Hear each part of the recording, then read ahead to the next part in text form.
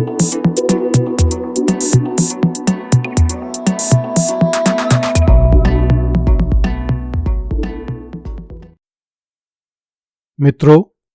हम आपको स्मरण दिलाना चाहेंगे कि 1100 रुपये के नगद पुरस्कार की योजना में 15 सितंबर से 22 सितंबर 2020 के बीच पूछा जाने वाला प्रश्न हमारे channel glimpse of Indian history की किसी वीडियो में से पूछा जाएगा तथा वह 19वीं सदी के मराठा सरदार दौलत राव सिंधिया पर केंद्रित होगा।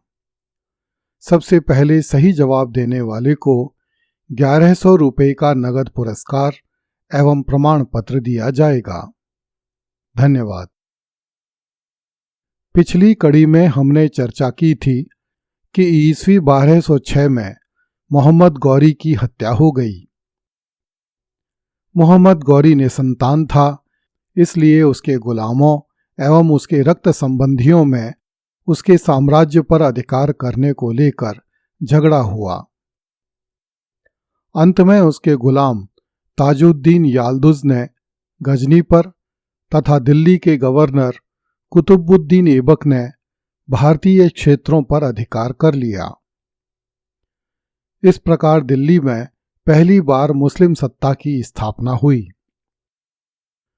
कुतुबुद्दीन ऐबक के दिल्ली का सुल्तान बनने के समय भारत में दिल्ली, अजमेर तथा लाहौर प्रमुख राजनीतिक केंद्र थे। ये तीनों ही स्थान मोहम्मद गौरी और उसके गवर्नरों के अधीन जा चुके थे। इनके साथ ही हांसी, सिरसा, समाना, कोहराम, कन्नौज तथा बनारस तक के क्षेत्र भी नई सल्तनत के अधीन हो चुके थे। नई सल्तनत द्वारा देश में इस्लामी राज्य स्थापित हो जाने की घोषणा के साथ ही उत्तर भारत के सैकड़ों मंदिर एवं पाठशालाएं ध्वस्त करके अग्नि को समर्पित कर दी गईं। हजारों लाखों नागरिक मौत के घाट उतार दिए गए तथा हजारों हिंदू स्त्रियों का सतीत्व भंग किया गया। हिंदू राजाओं का मनोबल टूट गया तथा जैन और बौद्ध साधु उत्तरी भारत छोड़कर नेपाल तथा तिब्बत आदि देशों को भाग गए। देश की अपार संपत्ति म्लेच्छों के हाथ लगी।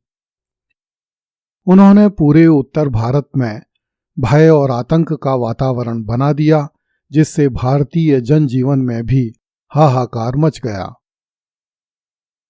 कुतुबुद्दीन ऐबक ने ईस्वी 1206 से लेकर ईस्वी 1210 में अपनी मृत्यु होने तक दिल्ली पर स्वतंत्र शासक के रूप में शासन किया। उसने भारत में तुर्की सल्तनत की स्थापना की, किंतु उसे दिल्ली सल्तनत के नाम से जाना गया। चूंकि कुतुबुद्दीन ऐबक मोहम्मद गौरी का जेर खरीद गुलाम था, इसलिए उसने दिल्ली में जिस राजवंश की स्थापना की उसे भारत के इतिहास में गुलाम वंश कहते हैं। इस वंश के समस्त शासक अपने जीवन के प्रारंभिक काल में गुलाम रह चुके थे अथवा वे किसी गुलाम की संतान थे। इस वंश का पहला शासक कुतुबुद्दीन ऐबक मोहम्मद गौरी का गुलाम था। इस वंश का दूसरा शासक इल्तुतमिश कुतुबुद्दीन ऐबक का गुलाम था।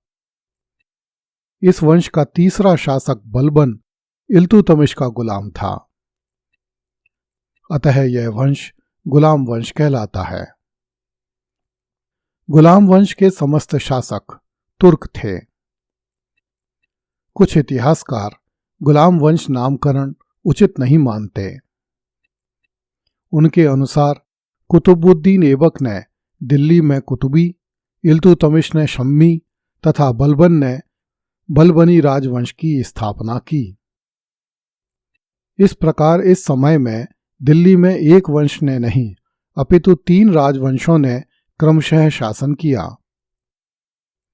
इन इतिहासकारों के अनुसार इस काल को दिल्ली सल्तनत का काल कहना चाहिए। हालांकि एक दृष्टि यह भी है कि यह दिल्ली सल्तनत नहीं, अफगानी सल्तनत ही थी, क्योंकि इसके सभी शासक अफगानिस्तान से आए हुए थे। इस प्रकार कुतुबुद्दीन ऐबक भारत में तुर्की सल्तनत का संस्थापक, दिल्ली सल्तनत का संस्थापक, गुलाम वंश का संस्थापक, कुतुबी वंश का संस्थापक तथा अफगानी वंश का संस्थापक था। वह दिल्ली का पहला मुसलमान सुल्तान था।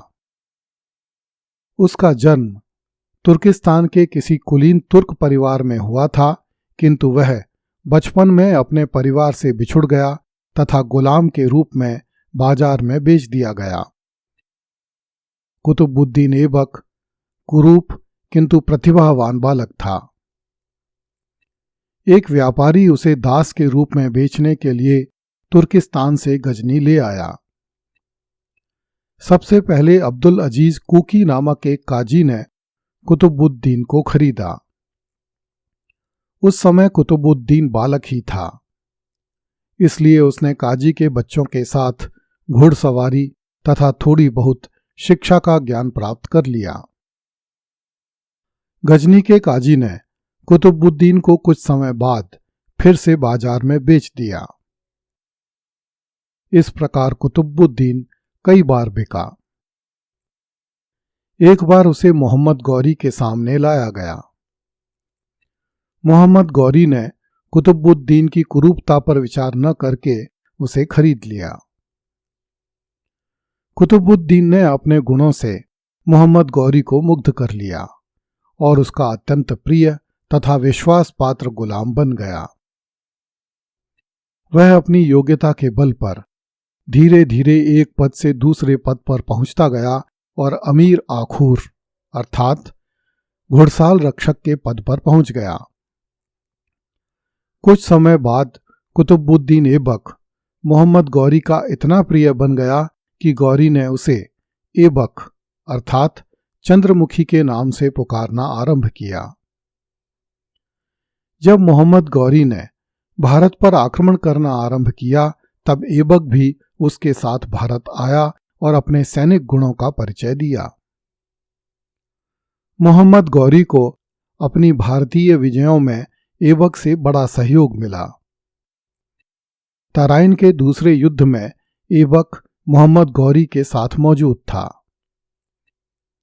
कन्नौज के राजा जयचंद के विरुद्ध किए गए मुस्लिम अभियान में तो कुतुबुद्दीन ऐबक मुस्लिम सेना के हरावल में रखा गया था।